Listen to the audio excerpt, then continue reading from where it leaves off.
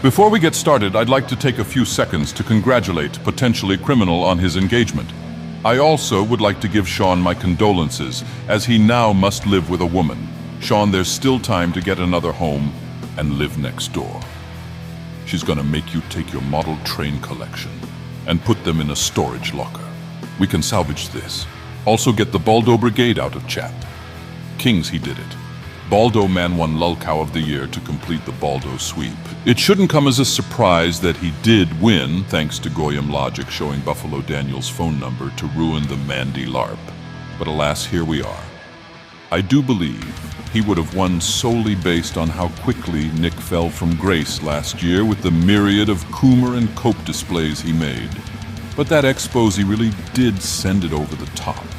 Illicit clips obviously being one of the primary drivers as to cataloging a lot of this amongst the numerous people on his farms thread also documenting his actions have largely benefited the most.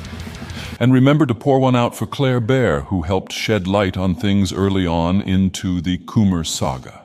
Hopefully, all is well with her and her family. And to absolutely no one asking where I fall into all this, I take credit for doing fuck all.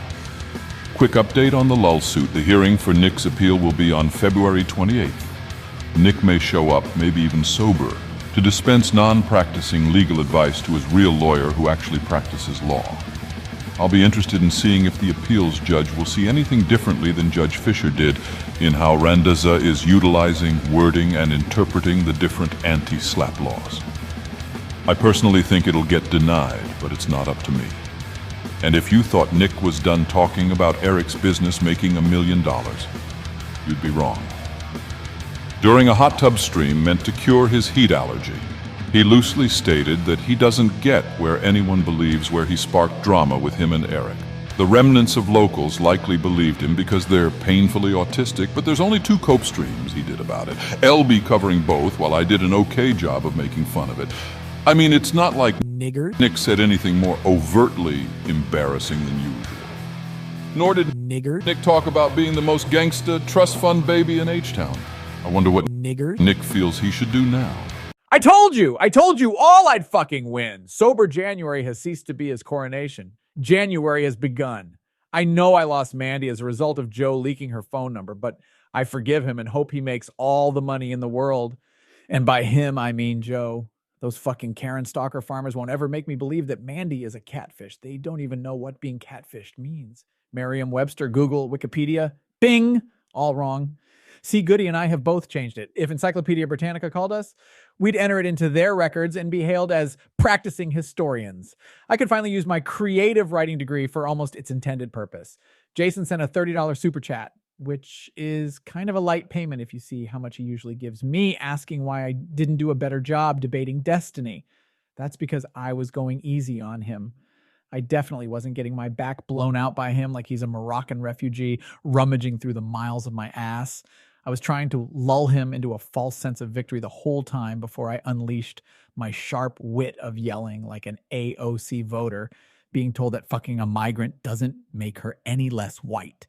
And I was respecting a true master of the snack tray. I wish I could have our wife's bowls be comfortable enough to show up on camera during my streams. And he doesn't need to be with a woman long-term anymore, so I'm envious of him. And everyone in chat needs to stop asking me to buy more of Eric's comics. I do not want to.